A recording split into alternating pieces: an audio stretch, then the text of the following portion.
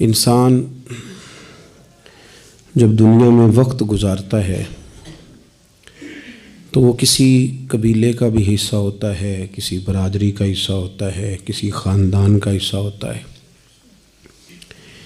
پھر اگر وہ اپنی ذہنی سطح کو بلند کرتا ہے اور مختلف لوگوں سے ملتا ہے، سنتا ہے، اٹھتا بیٹھتا ہے، تو بعض اوقات کسی جماعت کا حصہ بھی بن جاتا ہے۔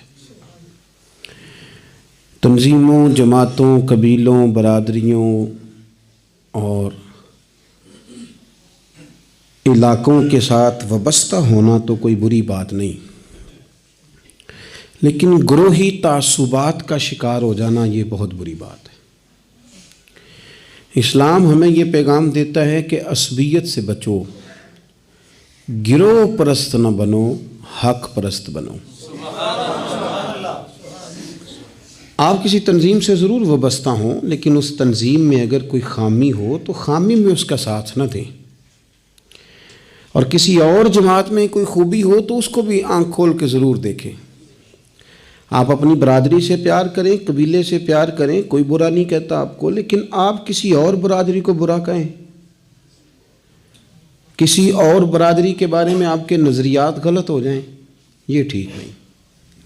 آپ اپنے وطن سے پیار کریں، کون منع کرتا ہے؟ نبی پاک صلی اللہ تعالیٰ علیہ وسلم سفر سے واپس تشریف لاتے اور مدینہ منورہ کے مکانات نظر آتے تو حضور گھوڑا تیز کر لیتے۔ آپ ضرور پیار کریں۔ حضور نے مکہ کے فضائل بیان کیے، مدینہ کے فضائل بیان کیے، یہ اچھی بات ہے۔ آپ اس گروہی تعصب میں نہ پڑیں کہ میرا شہر ہی اچھا ہے، میرا ملک ہی اچھا ہے۔ ایک تو ہیں حرمت والے شہر، ان کی تو بات ہی الگ ہے، باقی آپ تعصبات کا شکار نہ، حق پرست بنیں، گروہ پرست نہ بنیں۔ ہمیں بانٹا گیا ہے، ہم تقسیم لوگ ہیں۔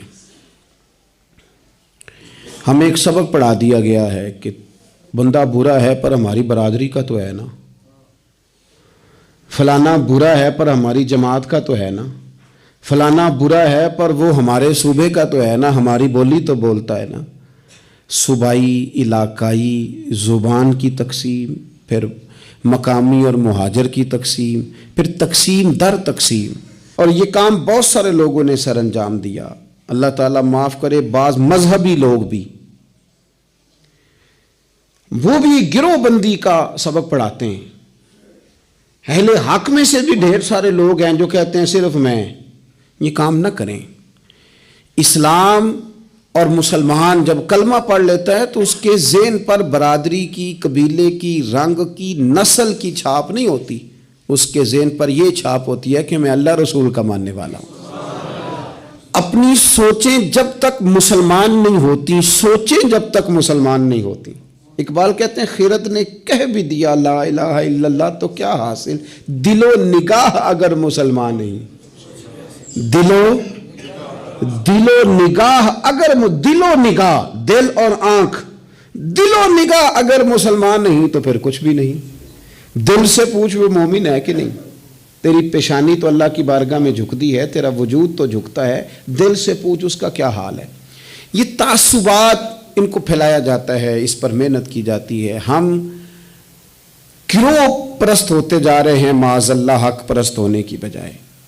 ہمیں گروہ میں نہیں بٹنا، ہمیں حق دیکھنا ہے کدھر ہے، حق کا سفر کرنا ہے۔ قرآن مجید سورۃ المائدہ آیت نمبر 8 اللہ کریم نے فرمایا یا ایھا الذین آمنوا کونوا قوامین للہ شہداء بالقسط، اے ایمان والو اللہ کے حکم پر خوب قائم ہو جاؤ اور انصاف کے ساتھ گواہی دو۔ اللہ کے لیے قائم ہو جاؤ، کھڑے ہو جاؤ، انصاف کے ساتھ گواہی دو۔ قرآن مجید کا انداز دیکھیے گا، سمجھایا نے کہا، فرمایا وَلَا يَجْرِمَنَّكُمْ شَنَآنُ قَوْمٍ عَلَىٰ أَلَّا تَعْدِلُوا، کسی قوم کی دشمنی تمہیں وہاں نہ لے آئے کہ تم انصاف چھوڑ دو۔ دشمنی اختلاف اپنی جگہ پہ اور انصاف اپنی جگہ پہ۔ سامنے دشمن بھی ہو تو کرنا تم نے انصاف ہی ہے، جب ترازو پکڑنا ہے تو تولنا تم نے۔ یہ میرے رب کا ارشاد ہے، یہ قرآن پاک ہے۔ کسی قوم کی دشمنی تمہیں انصاف سے نہ روک دے، اعدلوا، عدل کرو، ہوا اقرب للتقوی، یہ پرہیزگاری کے زیادہ قریب ہے۔ نماز روزہ حج زکوٰۃ یہ تو عبادت ہے، لیکن پرہیزگاری کیا ہے کہ تم عدل کرو، انصاف والے ہو جاؤ، ترازو صحیح کرو. واتقوا اللہ، اللہ سے ڈرو. ان اللہ خبیر بما تعملون، بے شک اللہ کو تمہارے کاموں کی خبر ہے. اللہ کو پتہ ہے، کسی کو پتہ نہ بھی ہو تو اللہ کو پتہ ہے کہ تم فیصلے اپنی جماعت دیکھ کے، گروپ دیکھ کے کرتے ہو. ہمیں نہ پوری طرح قائل کیا گیا. نہیں ہم نے دیکھنا ہوتا کہ سچ کدھر ہے، نہیں ہم نے غور کرنا ہوتا کہ حقیقت کیا ہے. بس یہ کہ بات میری برادری کی ہے، بات میرے قبیلے کی ہے. یہ ہمارے دیہاتوں میں یہ ہوتا تھا کہ وہ لڑائی ہوگی، نکلو جی نکلو. نکل گئے، ڈنڈے اٹھا لیے، پکڑ لا اسلحہ، پہنچ گئے، لڑنا شروع کر دیا. جا کے پوچھا بھی نہیں کہ بھئی ہمارے لڑکے کی غلطی ہے کہ سامنے والے کی غلطی ہے. وہ جی ہم نے نا غلطی کسی کی بھی ہو، ہم نے تو سپورٹ کرنی ہے، وہ ہمارا لڑکا لڑ پڑا ہے. بھئی آپ پہلے پوچھیں، آپ پہلے اس پر غور کریں حق کدھر ہے. اس عصبیت سے بچیں. نبی پاک صلی اللہ علیہ وسلم نے فرمایا جس نے کسی کو کسی گروہ کے نام پہ بلایا اس نے جاہلیت کے لیے بلایا ہے. وہ جاہلانہ لڑائی لڑ رہا ہے جو عصبیت پہ، گروپ پہ، برادری کے نام پر آگے نکلا ہوا. اب تو پیران عظام، مذہبی جماعتیں وہ کہتی ہیں صرف ہم ٹھیک ہیں. نہ کریں یار، آپ امت میں نئی امت تو نہ قائم کریں. ان کو رسول اللہ کا غلام بنائیں، ان کو آپ مختلف جگہوں پہ نہ تقسیم کریں. آپ اہل حق صحیح العقیدہ لوگ، خدا را اپنے ذہن کو بڑا کریں، وسعت سوچوں میں لائیں. گروہ بندی کی سوچ پیدا کرنا، سطحی سوچ پیدا کرنا. میں سوچوں کے لحاظ سے انقلابی لوگوں کے پاس اٹھتا بیٹھتا رہا ہوں تو بعض مثالیں بھی پنجاب کی مجھے تکلیف دیتی ہیں. ایک صاحب نے ایک دفعہ میرے سامنے کہہ دیا کہ برادری تو سپاں نوں بھی پیاری ہوندی. میں کہتا مطلب ہے سپاں والا کام میں کیا مطلب سطحی سوچ آپ نے پیدا کی ہوئی. ابھی بھی یہ رٹا ہے.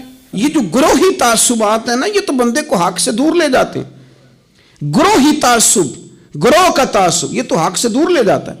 میرے عزیزو، تعصبات سے اوپر اٹھ کے دیکھیں. خیر اور جگہ پہ بھی ہے. میں نے وہ لوگ بھی دیکھے ہیں جن کو اہل بندہ نظر آیا تو انہوں نے عہدہ ہی چھوڑ دیا. ہم اپنی ذات کے چنگل میں اتنا پھنس کے رہ گئے. مجھے پوچھا جائے، مجھے گنا جائے، میری بات کی جائے، آپ کچھ نہیں کر سکیں گے، اس لیے کہ آپ ذات کی جنگ لڑ رہے ہیں. آپ جب تک نظریات کی جنگ نہیں لڑتے، یہاں سے اوپر اٹھ کر بات نہیں کرتے، آپ کوئی کام نہیں کر سکتے. سوال ہی پیدا نہیں ہوتا، اس لیے کہ سوچ ہی چھوٹی ہو گئی. گروہی تعصبات سے نکل کر جب آپ کو حق آ جائے پھر اس کو قبول کریں. پھر نہ آپ کا منصب آپ کو روکے. حضرت ابی بن کعب رضی اللہ تعالیٰ عنہ نے امیر المومنین سیدنا فاروق اعظم پہ مقدمہ کر دیا تھا. عدالت تھی، جج تھے حضرت زید بن ثابت. حضرت عمر پہنچے، حضرت زید بن ثابت اٹھ کے کھڑے ہوئے، جگہ خالی کا، امیر المومنین بیٹھ جائیے. آپ فرمانے لگے زید یہ تم نے ناانصافی کی. ہم دونوں آئے تھے مقدمہ لے کے، یہاں تو دونوں کے لیے جگہ بناتے، تم نے ٹھیک نہیں کیا. پھر بات ذرا آگے بڑھی.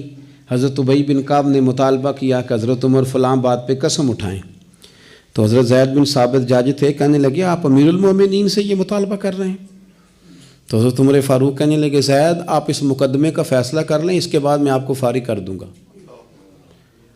آپ مجھے امیر المومنین کہہ رہے ہیں اور امیر المومنین کہہ کے آپ یک طرفہ ہو رہے ہیں، اور جو آدمی انصاف لینے آپ کے دروازے پہ آیا ہوا ہے. اس ملک کا مسئلہ کیا ہے؟ اس ملک کا مسئلہ غریبی نہیں، میرے وطن کا مسئلہ یہ ہے کہ امیر غریب کے لیے قانون الگ الگ ہے. یہاں 11 سال 12 سال ایک شخص جیل میں رہ کے آتا ہے، لیکن بعد میں پتہ چلتا ہے وہ تو بے گناہ تھا. اس کے 11 سال کون واپس کرے گا؟ اس کے 20 سال زندگی کے جو سلاخوں کے پیچھے کٹ گئے کون واپس کرے گا؟ اور امیر آدمی وہ تو قبل از گرفتاری ضمانت کرا لیتا ہے. ان کے پاس تو بڑے بڑے ایشو ہیں، بڑے بڑے وکیل ہیں، بڑے بڑے ڈاکٹروں کی ان کے پاس رپورٹیں ہیں، وہ تو سارا کچھ کر سکتے ہیں، کوئی ہے ہی نہیں ان کو روکنے والا. میرے عزیزو آپ سمجھے میری بات کو. حضرت عمر فاروق فرمانے لگے یہ فیصلہ کر لیں، اس لیے کہ حضرت عمر اگر صرف اپنا سوچتے تو نظریہ نہیں بچتا تھا. جناب عمر رضی اللہ تعالیٰ عنہ نے نا صرف اپنا نہیں سوچا، انہوں نے کہا کہ سچ کو فروغ دیا جائے، ذات سے نکلا جائے. آپ فرمانے لگے تو نہ عمر کو کسی اونچی اڑان میں مبتلا نہ کر. عمر کو پتہ ہے عمر کیا ہے, اسے وہ دور یاد ہے جب وہ اونٹ چرایا کرتا تھا. لہذا میرے لیے وہی فیصلہ کر جو فیصلہ کرنے کا طریقہ قرآن و سنت نے ہمیں عطا فرمایا ہے. آپ نکلیں ذرا ذات پات کے چنگل سے. یہ جو بت پال لیے نا, اقبال کہتے ہیں اگرچہ بت ہیں جماعت کی آستینوں میں, جماعتوں کے بت تو نہ بناؤ, تنظیموں کو بت تو نہ بناؤ, آپ برادری کو بت تو نہ بناؤ, آپ رنگ نسل کو بت تو نہ بناؤ. اگرچہ بت ہیں جماعت کی آستینوں میں, پر مجھے ہے حکم اذاں لا الہ الا اللہ. یہ ٹوٹ جائیں گے لا الہ الا اللہ کی ضرب سے. وسیع الظرف, وسیع المزاج بنے, وسیع المشرب بنے. آپ کبھی بھی سوچوں کو اتنا محدود نہ کریں کہ آپ کسی ایک ابہام کا شکار ہو کے ہی ساری زندگی گزار دیں. کیا مسئلہ تھا عرب کے لوگوں کو؟ مسئلہ کیا تھا؟ صرف اتنا. ایک عجیب روایت ہمیں ملتی ہے سیرت کی کتابوں میں. میرے نبی پاک صلی اللہ تعالی علیہ وسلم نا رات کے وقت پہاڑ کی چوٹی پہ بیٹھ کے قرآن پاک کی تلاوت کرتے تھے. حضور نا رات کے وقت قرآن پاک کی تلاوت کر رہے تھے, نبی کریم تلاوت کر رہے تھے. اور جب یاسین والے نبی خود یاسین پڑھے, والضحیٰ والے محبوب جب خود والضحیٰ کی تلاوت کریں, مدثر والے محبوب جب خود مدثر پڑھے, تو انداز ہی نرالو. حضور قرآن پاک کی تلاوت کر رہے تھے تو اس تلاوت کی نا آواز گونجی. کہاں تک پہنچی؟ ابو جال بھی کسی جھاڑی میں چھپ کے حضور کا قرآن سننے لگے. سریلی اتنی تھی, اس میں لطف اتنا تھا. ابو سفیان بھی آ گئے, کسی جھاڑی میں چھپ کے قرآن سننے لگے. اخنس بن شریک بھی آ گیا. تھوڑا نہیں سنا, ساری رات ہی حضور کی تلاوت سنتے رہے, ساری رات تلاوت سن. صبح ملاقات ہوگی, تو کدھر آیا تھا, تو کدھر آیا تھا, تو آج کے بعد نہ آئے کوئی بھی. لیکن کہتے ہیں اگلے دن سوئے تو بے چین کیا حضور کی آواز نے. پھر اٹھے, تینوں آ کے پھر مختلف جگہوں پہ بیٹھ گئے. سویرے پھر ملاقات ہو گئی. آج کے بعد نہیں آنا, تو بھی نہ آنا, تو بھی نہ آنا. پر کہاں چین لینے دے حضور کی میٹھی آواز, کہاں چین لینے دے حضور کی میٹھی آواز.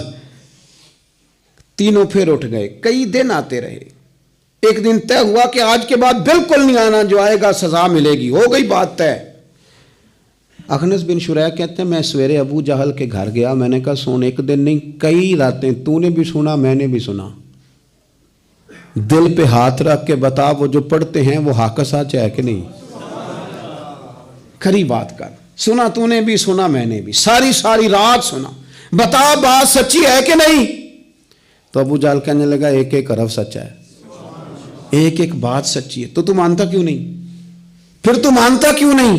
تو جو ابو جہل نے جواب دیا, خدا را اس پہ غور کرنا, میری منت سمجھ کر اس بات پہ غور کرنا. او پھر تو مانتا کیوں نہیں؟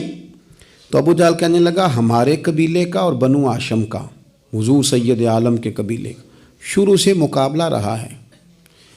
انہوں نے اگر لوگوں کو کھانے کھلائے تو ہم نے بھی کھلائے, انہوں نے غریبوں کا بوجھ اٹھایا تو ہم نے بھی اٹھایا, انہوں نے اگر گھوڑا دوڑایا تو ہم نے بھی دوڑایا. پھر انہوں نے دعویٰ کر دیا کہ ہمارے اندر ایک نبی آ گیا ہے. اب ہم کیسے مان جائیں اس قبیلے میں نبی آ گیا؟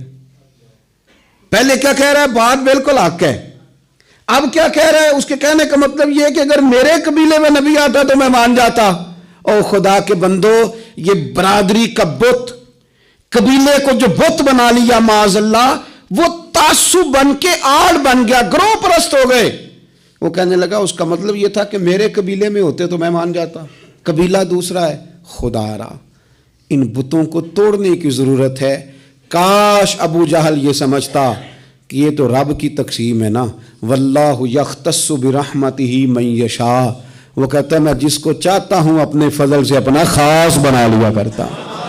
لیکن یہ گروہی تعصبات, قرآن مجید آپ دیکھیں نا تو یہودیوں کے بارے میں اللہ فرماتے ہیں چونکہ تورات میں بھی حضور کی شانیں, زبور میں بھی حضور کی شانیں, انجیل میں بھی حضور کی شانیں, ہر جگہ اللہ نے اپنے حبیب کے تذکرے کیے. رب کریم فرماتا ہے محبوب یہ جو یہودی ہیں نا, یعرفونہ کما یعرفون ابناءہم. قرآن مجید کے الفاظ پہ غور کیجئے. کہا محبوب یہ آپ کو اس طرح جانتے ہیں, اس طرح پہچانتے ہیں جس طرح کوئی اپنے بیٹے کو پہچانتا ہے. جڑواں بچے ہوں نا, جڑواں, شکلیں بھی ایک جیسی ہوں تو اور کوئی پہچانے نہ پہچانے، باپ اور ماں پہچانتے ہیں کہ یہ فلانا ہے، اور یہ ان کو پتہ چلتا ہے۔ کہا محبوب جس طرح یہ اپنے بچوں کو پہچانتے ہیں نا، اس طرح آپ کو جانتے ہیں۔ لیکن وہ کہتے پتہ کیا تھے؟ وہ کہتے تھے کہ ہم وہ والی وحی مانیں گے جو ہم پہ آئی ہے، جو بنی اسرائیل کے نبی آئے ان کو مانیں گے۔ یہ چونکہ حضرت اسماعیل علیہ السلام کی اولاد میں سے ہے رسول رحمت صلی اللہ علیہ وسلم، لہٰذا نہیں مانیں گے۔ وہ جو گروہی تعصب تھا نا، قبیلے کا تعصب گروہی، وہ لے ڈوبا۔ وہ تورات پڑھ کے بھی، انجیل پڑھ کے بھی، بلکہ وہ لوگوں کو کہا کرتے تھے رسول آنے والے ہیں، رسول آنے والے ہیں، رسول آنے والے ہیں، لیکن حضور آ گئے حضرت ابراہیم کی اولاد میں سے، حضرت اسماعیل کی اولاد میں سے۔ انہوں نے کہا جی وہ تو ہمارے قبیلے میں ہوتے تو ہم مانتے۔ میں نے بھی غور کرنا ہے، آپ نے بھی غور کرنا ہے۔ یہ سوچیں تو یہودیوں کی ہیں کہ فلانا میرے قبیلے سے ہو تو پھر مانتا ہوں، فلانا فلانی جگہ ہو تو۔ یہ تو سوچ ہماری نہیں، ہمارے اندر کیسے آ گئی؟ ہم نے کس دبدبے سے اپنے بچوں کو یہ بات سکھائی کہ تو فلانے چودھری کا بیٹا اور فلانے کمی کے بیٹے سے تو کھیل رہا ہے؟ یہ سوچ پیدا کیسے ہوئی؟ کون تھا جو یہ سوچیں لایا؟ کہاں سے یہ پنپی، کہاں آ کے پروان چڑھی؟ اس بنیاد پر لوگوں نے الیکشن لڑے کہ یہ پنجابی ہے، یہ سندھی ہے، یہ بلوچی ہے، یہ فلانا ہے۔ اس بنیاد پر لوگوں کو تقسیم کیا، اور لوگ اتنے مائل ہوئے کہ ان بنیادوں پر ووٹ دینے لگے، ان نعروں کے قائل ہو گئے، ان سطحی بنیادوں پر آ کے انہوں نے کام کیا۔ دیکھیں میں کہہ چکا ہوں کہ ہر قوم کے رسم و رواج سے اختلاف نہیں، لیکن وہ قوم تعصب کا شکار ہو اور اپنے علاوہ کسی کو جانے ہی نہ۔ نبی پاک صلی اللہ علیہ وسلم نے فرمایا اپنے قبیلے کا دفاع کرو، پر ناجائز بات پر ان کی سپورٹ نہ کرو، غلط بات پر ان کی سپورٹ نہ کرو۔ غلط بات ضروری نہیں کہ ساری باتیں ہماری اماں ہی ٹھیک کرتی ہو، کوئی بات ہماری بھابھی بھی ٹھیک کرتی ہے۔ ادب سے کہیں، پیار سے کہیں، سوکیانہ جملہ نہ بولیں، پر کبھی اماں سے بھی کہیں، ابا جی سے بھی کہیں، یہ بھی کسی کی بیٹی ہے۔ آپ کیوں تعصب کا شکار ہیں؟ ادب سے کہیں کہ یہاں اس کی بات ٹھیک ہے، تیری ٹھیک نہیں۔ خامد بھی کسی وقت اپنی بیوی کو کہے کہ تو ساس بن گیا، تو اس کا مطلب کیا ہے؟ جو بات درست ہے وہ درست ہے۔ آپ حق کے ساتھ کھڑا ہونا شروع ہو جائیں۔ حق کی فتح انسانیت کی فتح ہوتی ہے، سچ کی فتح ملتوں کی فتح ہوتی ہے، ملتوں کی۔ سچ جب کامیاب ہوتا ہے تو اس کی چھتری میں لوگ سکون پاتے ہیں۔ جب حق غالب آتا ہے، انصاف عام ہوتا ہے، تو ہر آدمی کو سکون ملتا ہے، اس کے سائے میں سب لوگ اپنے دلوں کو ٹھنڈا محسوس کرتے ہیں۔ ہماری وہ ذاتیات اور گروہ بندی کا جو مزاج ہے وہ ملی سطح کا نقصان کرتا ہے۔ میں اکثر یہ بات کہتا رہتا ہوں، پھر کہتا ہوں، ہم اپنی ذات کا معاملہ دیکھتے ہیں، ذات کا۔ کوئی استاد کسی مدرسے میں، کسی اسکول میں، کسی کالج میں پڑھاتا ہے تو وہ یہ نہیں دیکھتا کہ کتنی مشکل سے یہ بلڈنگ بنائی گئی، کہاں سے وہ پیسے آتے ہیں جن کے ساتھ یہ سارے اخراجات چلتے ہیں۔ میں نے دیکھا ہے گروہ بندی کی جاتی ہے، بچوں کو اپنے ساتھ سیٹ کیا جاتا ہے۔